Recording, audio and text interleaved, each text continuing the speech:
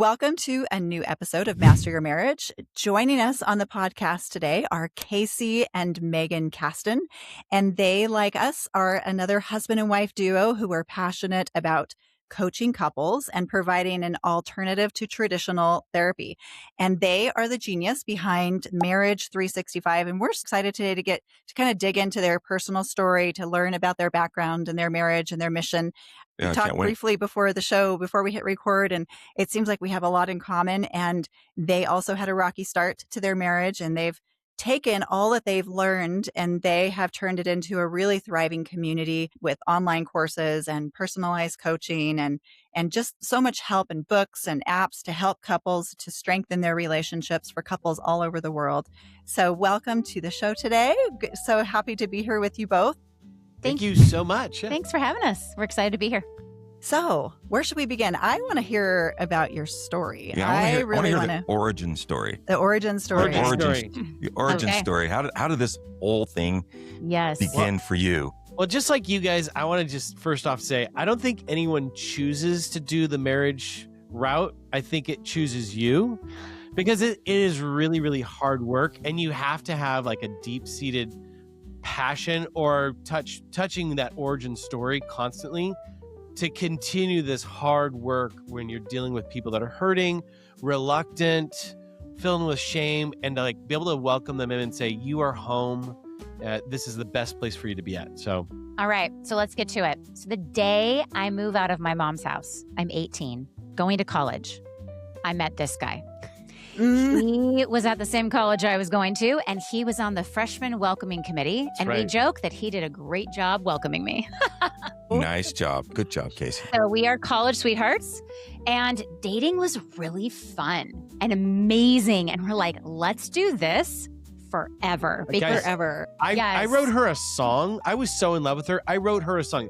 25 years. I've only written one song. It was to you, and I only sang it once.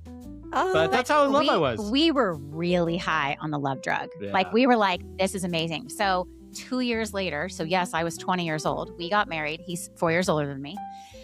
And then it hit us. Oh, shoot. What did we get ourselves into? This isn't as fun. Like on the wedding night. Like on the wedding night we fought. And we're like, what the heck? Really? Yes. I slept on the couch. It was great. Yes, he did. And within 3 years, we nearly destroyed our marriage.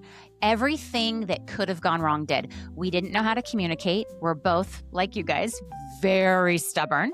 We're competitive. We're both leaders. We were both young and immature, but we also, I think a big part of our story is that we come from broken homes. There's 12 marriages between our parents. 12. That's amazing. Yeah. Wow. So many. That's affairs, that mental health issues, borderline, bipolar. Like we have the full mixed bag of tricks. Like this is the everything bagel family of origin. A family of origin. Funny enough, though, when we got married, we thought, well, this isn't going to impact us because that's the past. Of course. Oh, right? Yeah. That has nothing to do with me, despite all of the habits and fighting skills I've learned. Exactly. We didn't know how to resolve conflict. We had a lot of student loan debt. We both paid for our colleges. I mean, the list goes on. And so around year 3, I mean, we tell people it's true. Like there was no more love. We actually hated each other. And I grew up in a home where therapy was very normal, and Casey grew up in a home where it was not. And so I really wanted to go to therapy and get help. And so I went by myself because he wouldn't go. And I will never forget, I'm sitting on her couch, and the therapist, who's amazing, by the way, said 2 things that transformed my life and has now transformed our marriage. She said, Meygan, have you done everything and anything you can to save your marriage so you don't live with regret? Ooh, I knew I hadn't done everything. And she said, yeah, it's okay. Like 97% of people I see haven't done everything. So, okay. And then she said this, if you want to make a better marriage, it starts by making a better you. Casey's not here, but you are. I can teach you how to communicate. I can show you how to forgive. I can teach you how to create boundaries and consequences. And I can really help you become the healthiest person so that if you decide to divorce, at least you can live without regret and know that you did everything, that you lived out your vows. And that was a very compelling thing to me because I'm a competitor. I'm like, I kind of want to do that.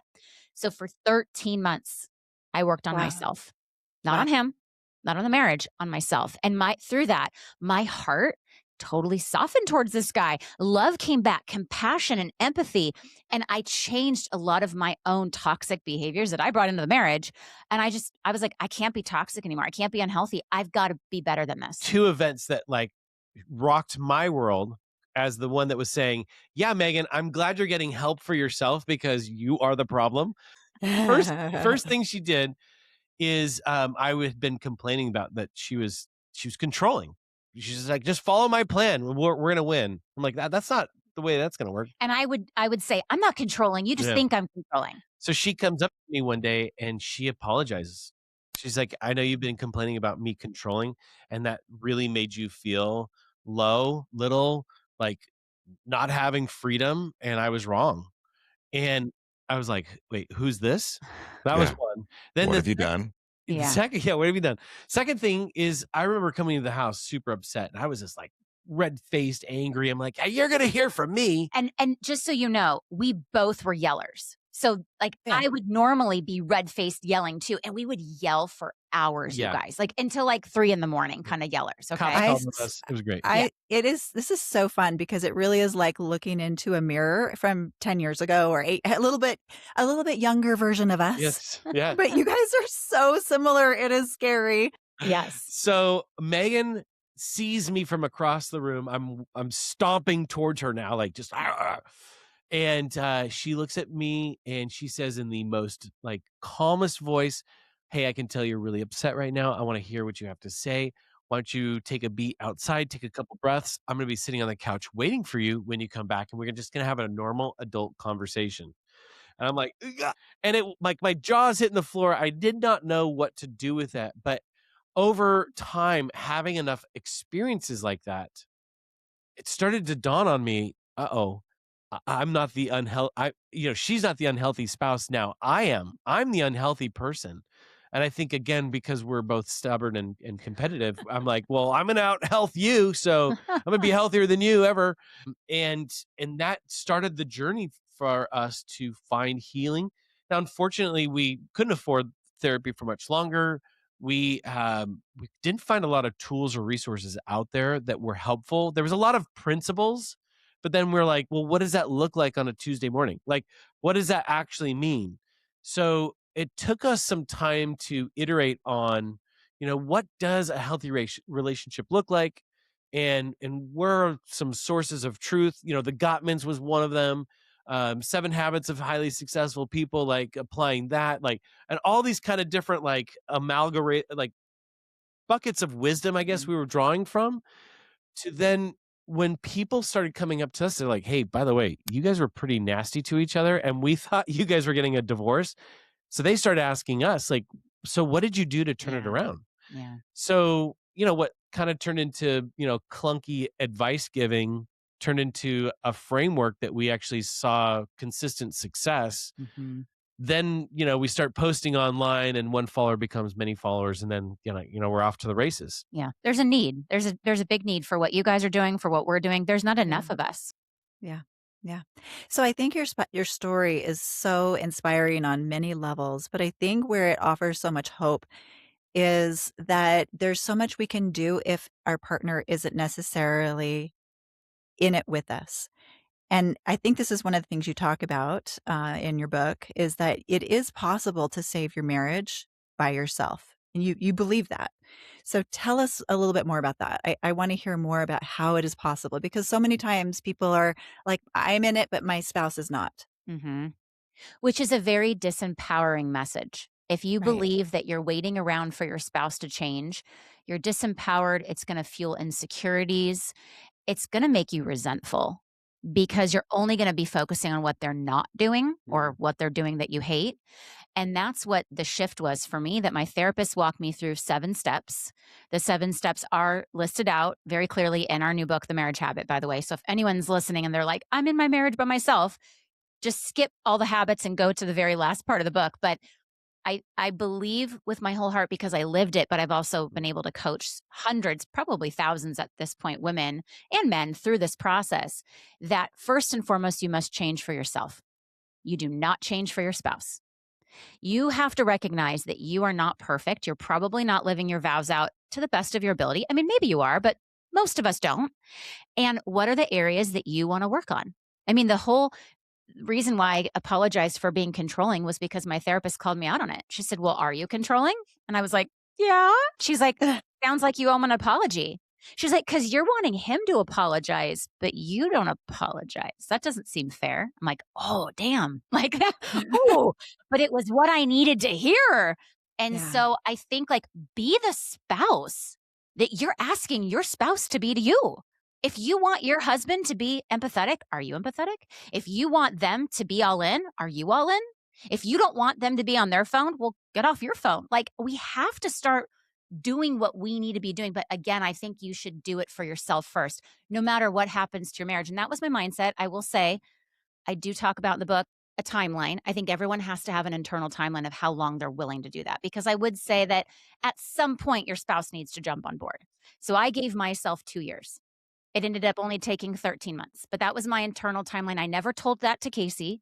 And I just thought for 2 years, I'm all in no matter what, because I want to be able to look at myself in the mirror at the end of the day and say, I did everything I could to save my marriage. Yeah. And the analogy that I like to use with couples is that Meygan and I were doing the toxic tango, and we had our dance rhythm. She would move, I would move. She moves to the left, I move to the left. I would yell, you would yell. Yeah, exactly. Like it was tit for tat. And then all of a sudden she gets better and she's like starting to do the cha-cha, right? And now it's like me as the dance partner, I'm like, wait, we're doing something different now? Like, so that the power that you have to influence your marriage, I think we vastly underestimate. Yeah, I love that story. I love that story. Just even about how when you came home and you were like ready to go, like guns up, and she's like, let's take a beat and, go outside, take a breath. I'll be right here waiting for you. So she set the tone. She didn't tell you that, you need to go away. And I had sort of similar when it comes to us. Like I started watching Sharla grow, and I had never put it in the competitive side, but it really was. I'm like, I want to grow up. I want to grow up. I want this version of Zen. I don't know what the heck she has going on over there, but I like it. And we often tell clients, especially the ones that, are in it alone, if you can be the best version of yourself and fix all of those things, then even if the relationship doesn't work and, and timelines aside, you're still in such a better position for the next relationship. Correct. For the people you work with, for your children, for everyone. And so, we want all marriages to be just thriving, and because we just believe that they're the bedrock, that these relationships are the bedrock of our communities. That's how we build excellent communities. It's how our children are raised. And we have a great opportunity to model an amazing relationship for our children.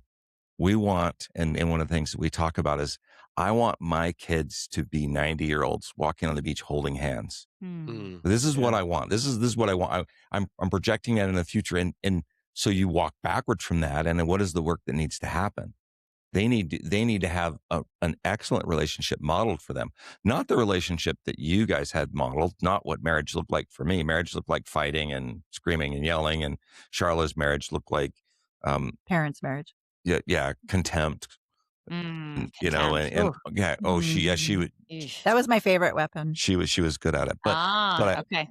But I love how that goes together. Go ahead. Let me add to that, because there's a very sharp distinction, because I think oftentimes people feel like, well, in order to save my marriage, I need to do something different, and I would actually like to propose, no, you actually need to be something different, because if you're just trying to do things differently, that's not necessarily transformative. But like Meygan's first commitment, I'm going to be all in. This is about me becoming the best version of me. And not, That's right.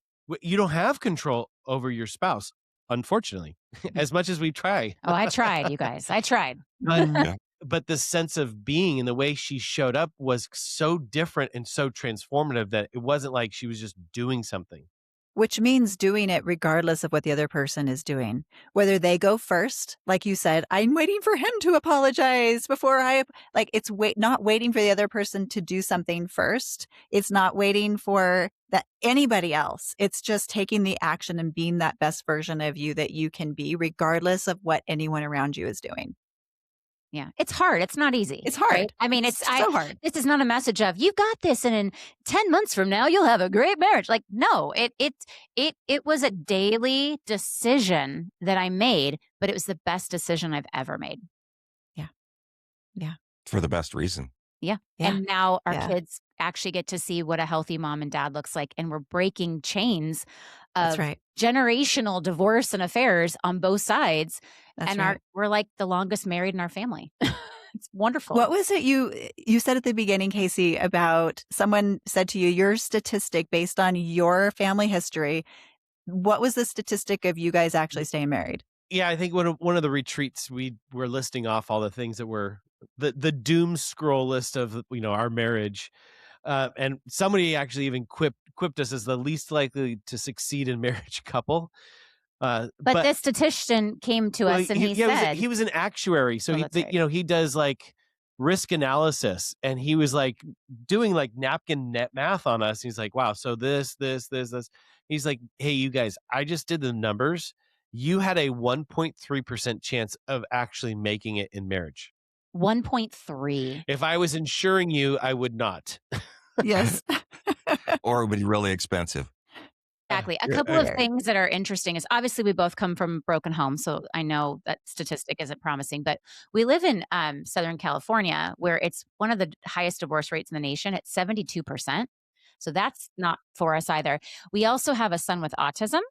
That's a high divorce rate. And Casey has ADHD. And that is a high divorce rate. And we struggled with infertility. And that is a high divorce rate. And we got married young. And I'm telling you, the odds were truly stacked against us.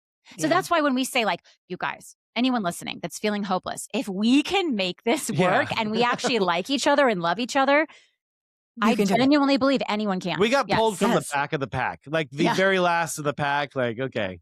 Yeah.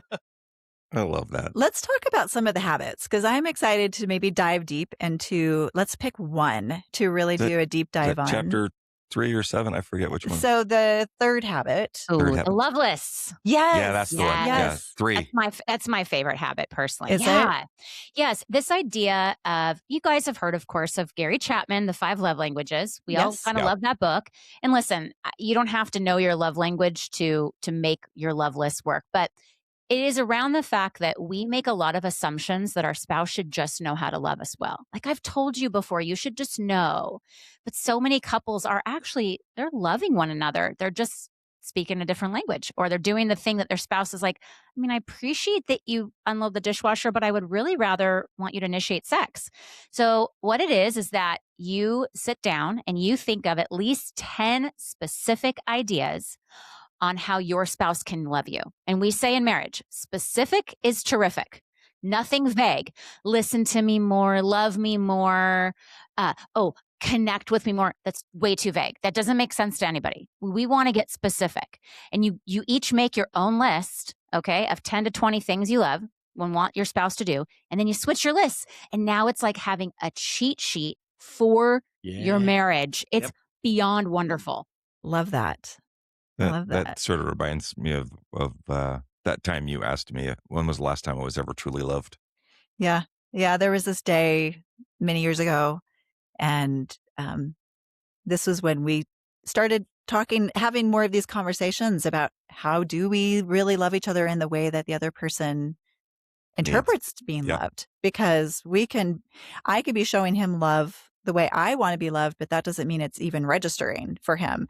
And so we were driving in the car one day, and I looked over to him. I said, how did I phrase it? Can you remember a time recently where you felt really loved by me?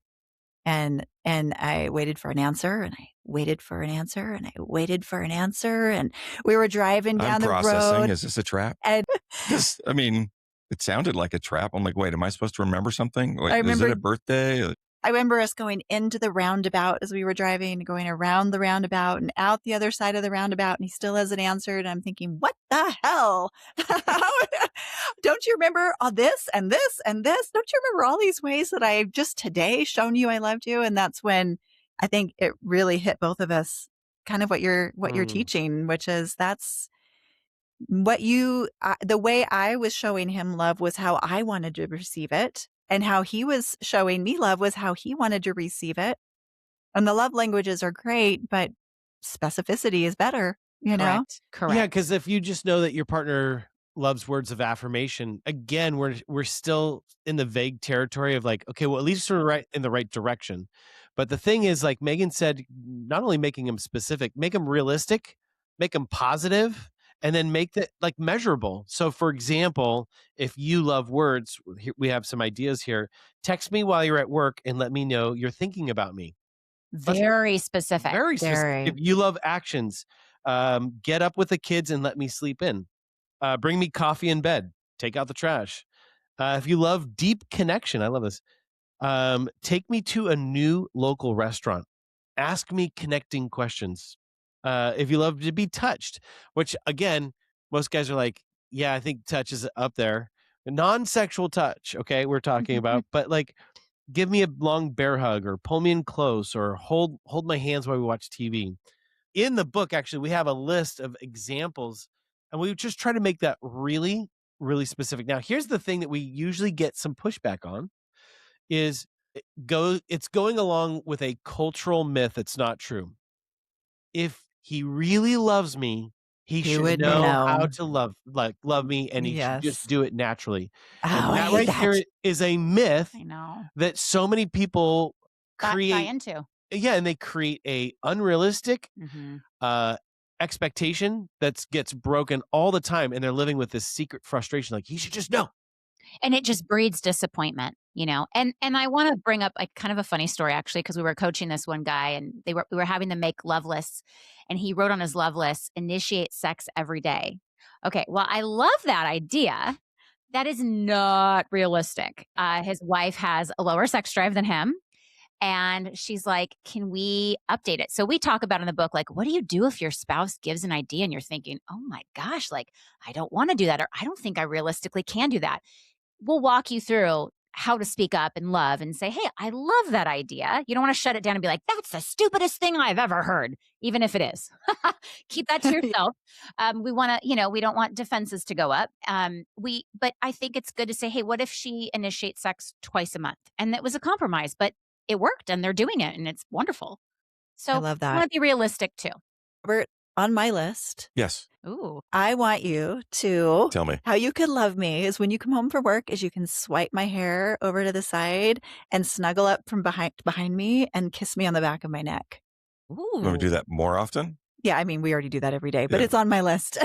I love it.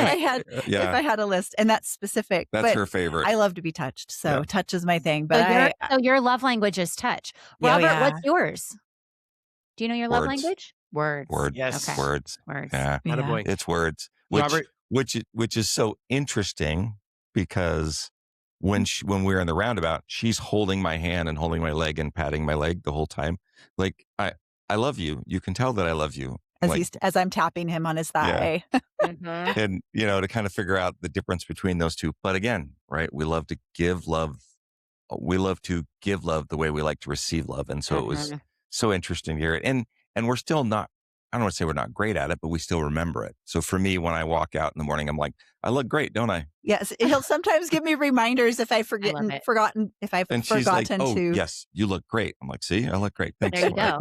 Well, Yeah. you know what I love about love lists is that you can actually do this with your like elementary, preteen, and teenagers.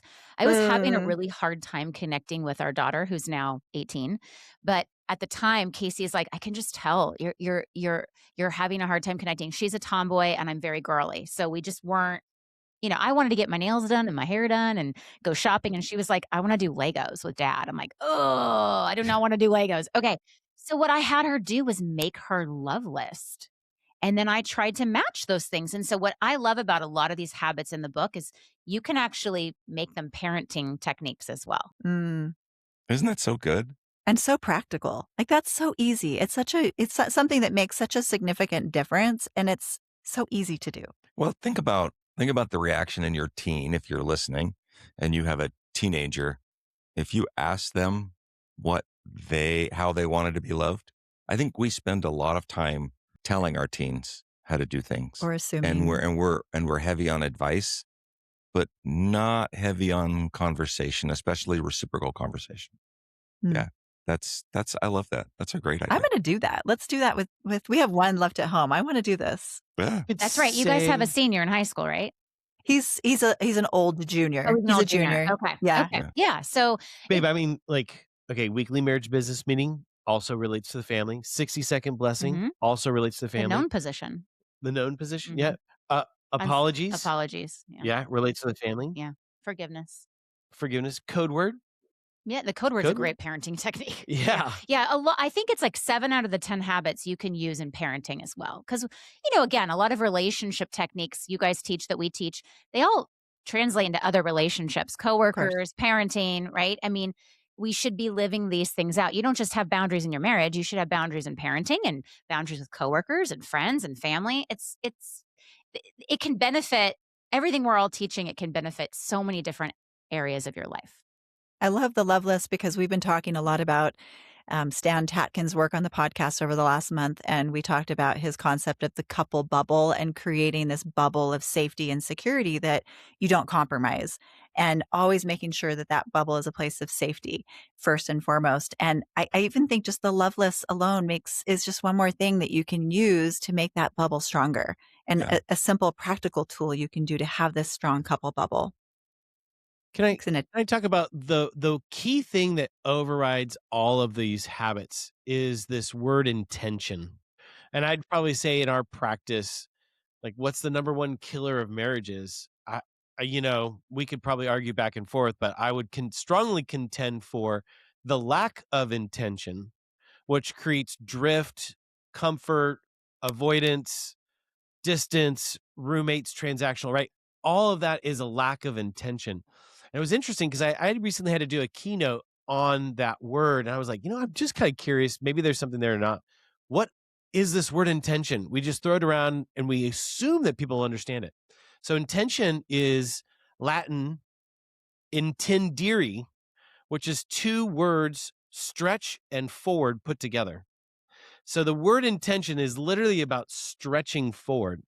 And it's been really cool to be able to have kind of a mindset shift around, in my marriage, what am I stretching for? Maybe there's a vision of what I'd like to see my marriage. But then this idea of stretching is like a little bit of uncomfortableness, right? When Mm. if you've ever been stretched by someone, PT, right? Like it's Yeah. it's Yes. uncomfortable. It's not comfortable. Yeah, but that's But it's kind good of, for you. You need yeah, it. it is so good for you. And so I think, we have a culture that really loves comfort and convenience. Yes. And when I think of the opposite of stretch forward is probably like leaning back, and knowing that like the same can happen in relationships is we have to be intentional, which means we're stretching forward, which means our relationships will be uncomfortable and inconvenient Mhm. if we allow it to be. But if we know that we're embracing that stretch, then it really literally doesn't feel that way in a Mhm. lot of ways. I like that. We're embracing the growth in the relationship. We talk about your marriage will grow you up. It'll grow you up if you will let it. Mm. Mhm. Or you can be complacent if you want, but if you want to stretch and grow and allow it to grow you and allow it to reflect the negative side that your partner's reflecting to you, and then you making an adaptation and then growing into that, Mm-hmm. you can become. It's about who you become as a partner, not who you are. And Exactly. I'm still trying to become a much better partner. I'm much better than I was, but I'd still like to be 150% better than I am right now. I Well, don't know. love What would that. that be like? Would I be better then? I love that visual. I love that visual of the stretching forward and the Yeah. movement it's an action, right? It's not a complacent thing. It's not a standing still or a leaning back. There's movement to it. So I love that word intention that you brought up and that you brought that topic up, because just that knowing what the root is of it, which I didn't know. So thank you. That visual of moving and stretching in a forward direction. And then the next thought that comes to my mind is toward what? And then I think that's where we have to define, okay, what are we moving toward? Like, what are the principles that we want to have as in our marriage? How are we going to treat each other? What are the goals that we have? Robert and I talk a lot about goals and the importance of having goals together. So as I'm visualizing this stretching forward, my next thought is, what are we moving toward? I love that. And I want to remind everyone listening that when we were dating, we all were very intentional, right? Like if you guys went on your first date and, Robert was on his phone the whole time and he wasn't really talking to you, you wouldn't have given him a second date, would you? No, Right? You'd been like, no, no. If he never planned anything or made time in his schedule, Or you asked him a question, he's like, I don't know. yeah, if everything was, I don't know, right? You really wouldn't have continued dating. that's right. We are very intentional when we're dating. I get it. It's new. It's exciting, right? But what I like to remind people is that you have the skill. You did have Yeah, it at some point. You've just probably, again, was it laziness? Was it distraction? Was it, parenting? Whatever it was, you did it when you were dating, which means you can still do it now. And it's never too late to Well, jumpstart your marriage. and a lot of people are intentional in different domains of their life, right? I work with a lot of entrepreneurs. They're very intentional in their business.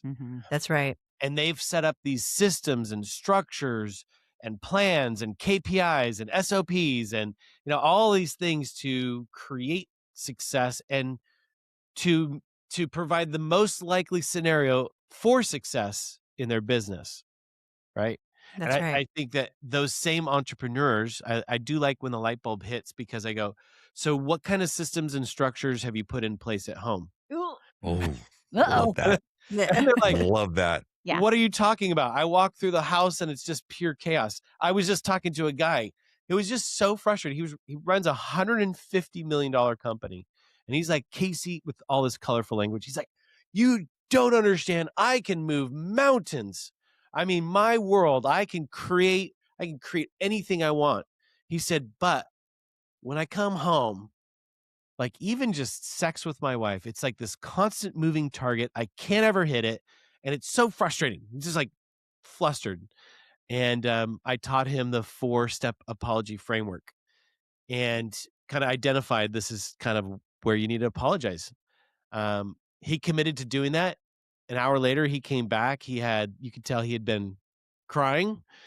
And he's like, I don't know what happened, but something significantly shifted in my marriage when I just called and I gave her that 4-step apology. Hmm. I was just thinking about the power behind a tool. These habits, you could call them tools, and how powerful they are when we deploy them in our relationships. That it's not maybe we overcomplicate relationships. It's just as simple as apologize when you made a mistake. Tell your spouse how much you appreciate them. Right? Have a weekly planning meeting so we're on the same page for the week ahead. Come home and put your wife's hair to the side and kiss her neck, right? Yeah. What is that? It Yeah. takes 10 I mean, seconds. That's not hard. Yeah, It and works. it's free. I mean, most things are free. That's what's amazing. It's just, but you do have to be intentional and you have to want to do it. When Casey was talking about treating your marriage like you do your business. And for so many people, Yeah. that is, they hate to talk about that. They hate that when we say that. And, why do you do a marriage meeting or why do you do an annual planning meeting? It's like, why are you treating your marriage like a business? And what do we usually say? Like, if you put, like what you just said, if you put as much time and attention and intention toward your marriage as you were your business, how would your marriage look in 12 months from now or 13 months from now? It's easy. I mean, we talk about business principles, but if you applied the same thing, which about the entrepreneurs can do it sometimes, but they're so busy outside of it that they forget when they come home. But if you made a goal to have a more connected, more spiritual, more romantic relationship with your wife, you would have it. Yeah. If you had a, and a couple of years ago, I think we started this family vision statement.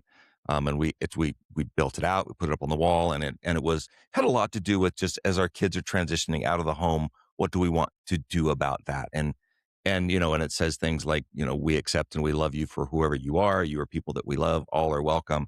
We're followers of, the Savior Jesus Christ. Like, we just talk about all these things that are important to us as a family. And now when I look at it, I'm like, am I living up to this?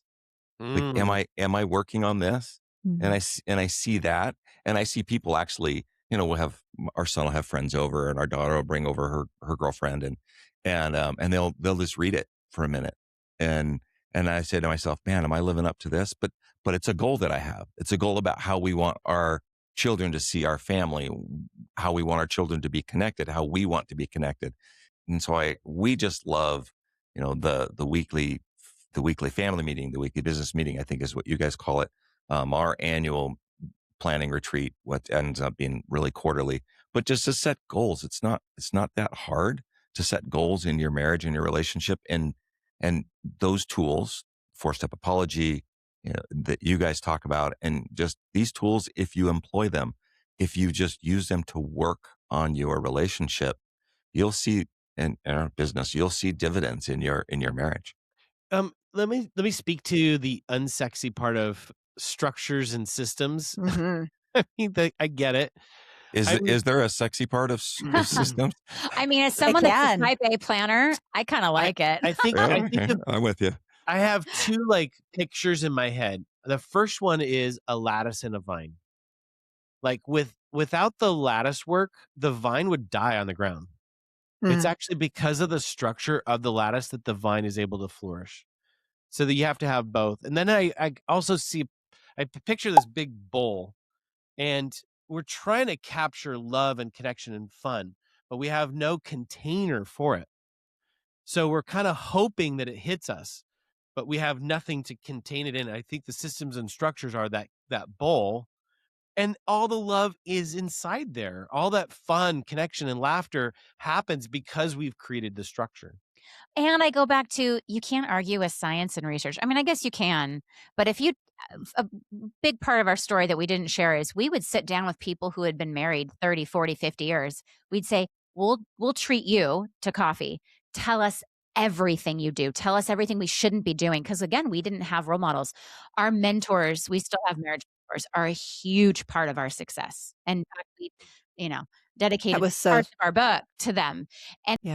And they will all say the same exact thing as the Gottmans say, as therapists will say, is that you might not want to call them systems and whatnot, but there are habits or patterns or things that they do on a consistent basis that matter, that build up over time. And they're like, well, we make date night a priority.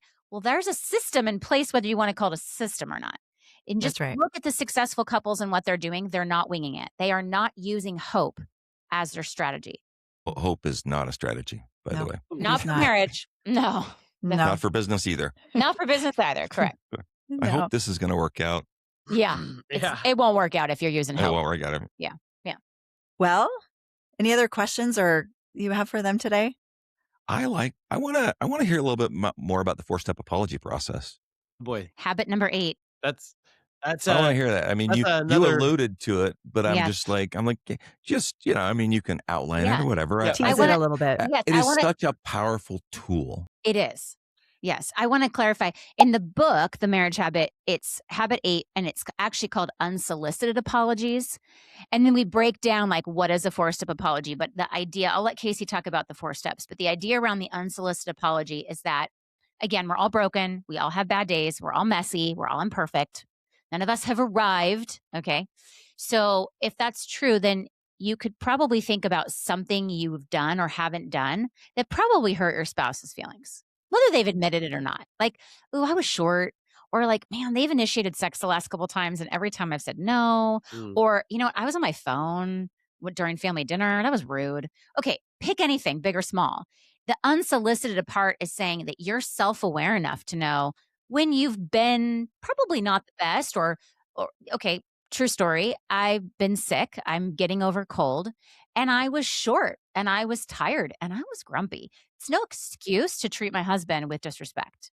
And so I had to go to him, and I was like, I should say, I wanted to make it better. And so out of nowhere, unprompted, he didn't ask for one. I gave an unsolicited 4-step apology. All right, babe. Now you can talk about the 4 steps. Which feels so different than having to ask for an apology. Correct. Sure, It goes yeah. so much further. And I'm going to put this probably on my tombstone.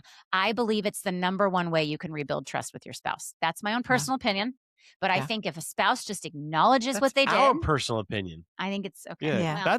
Well, is it I will yours? take that one to the Okay, grave. I Yeah. think it really is the number one way to rebuild trust. Yeah. This apology is one of the core principles of our coaching practice, which is really simply this. People come to us and say, we've got a communication problem. Like, no, you don't. You don't have a communication problem. You have an resentment and unforgiveness problem that's getting in the way of your communication. Or we have a sex problem. No, you don't.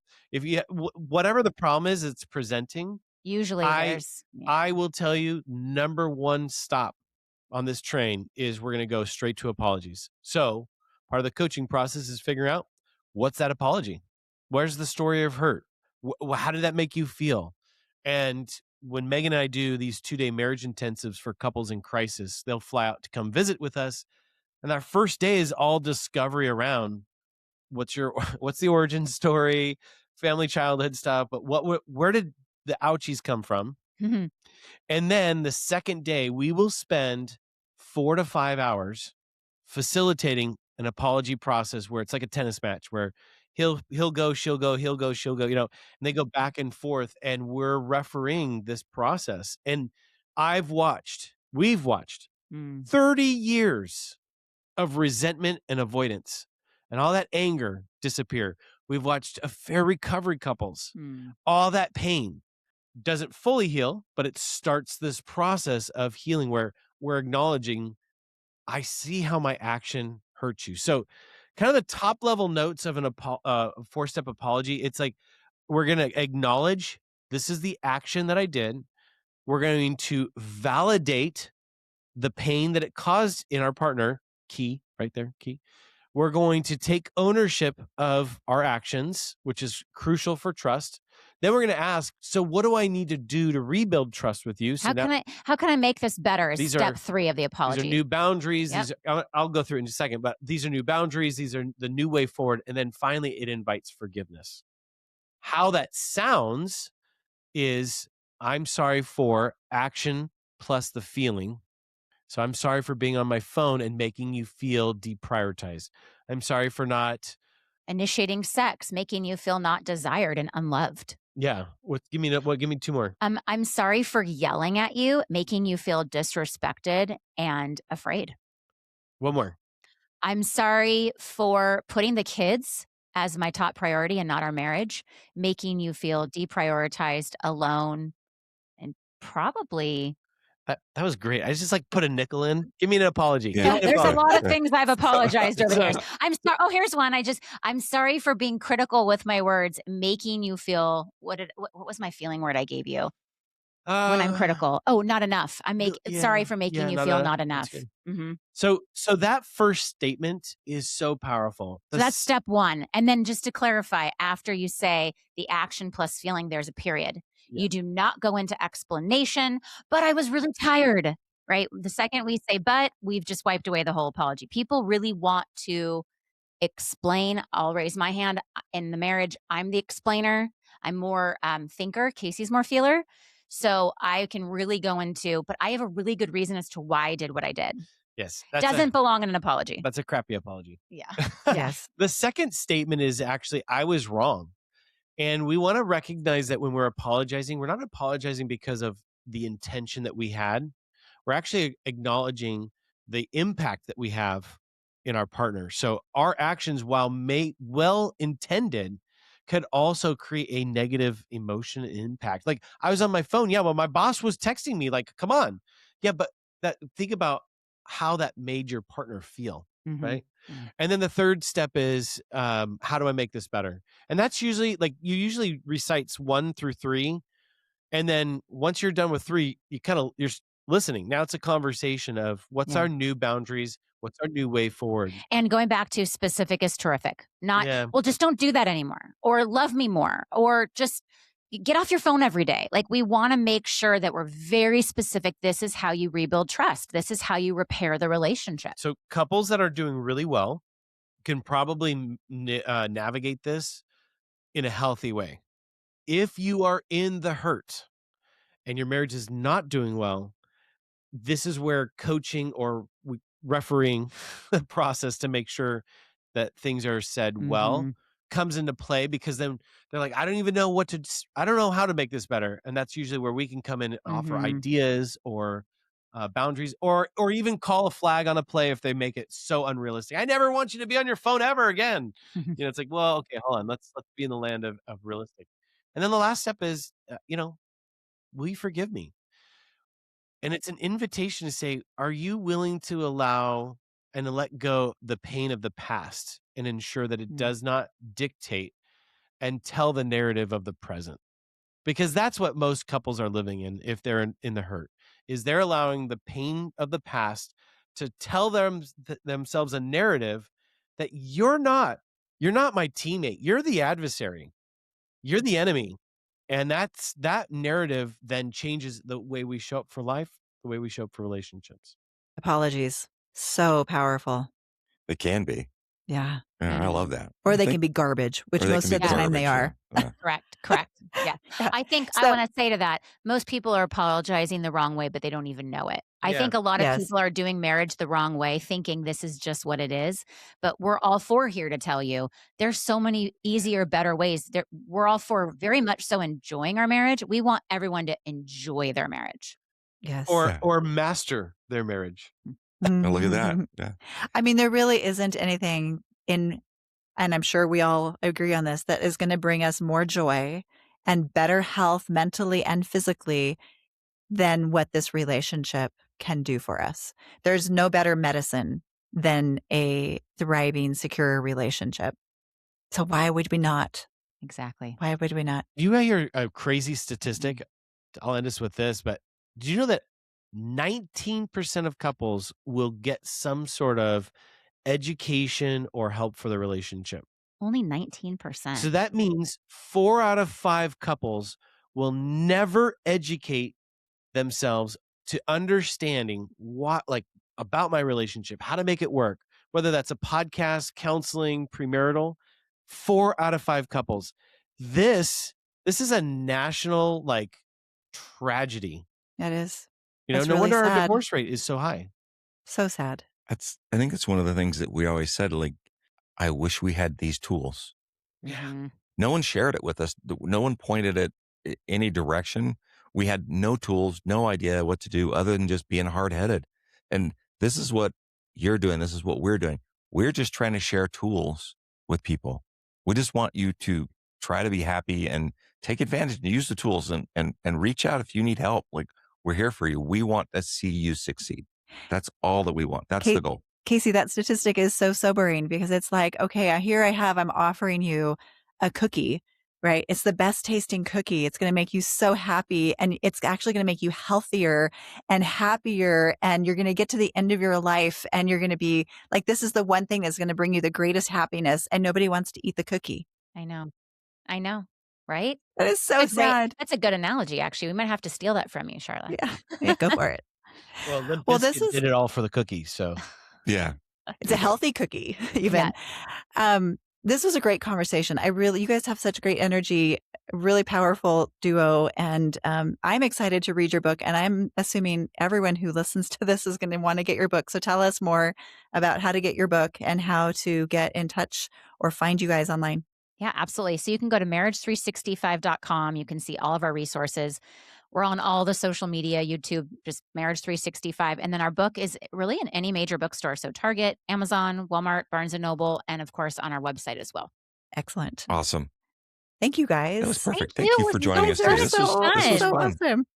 Well, thank you all for listening today. If today's episode resonated for you, please subscribe to the show, leave us a 5-star review. We always love and appreciate it when you do. And go follow Marriage 365 on Instagram. Go check out their website. Go check out their book. Grab their book and learn how to apologize well. And share today's episode with someone that you know that needs it. Yeah. Remember, be kind to each other this week. Do something that they love. Find that small little trigger that can bring them happiness.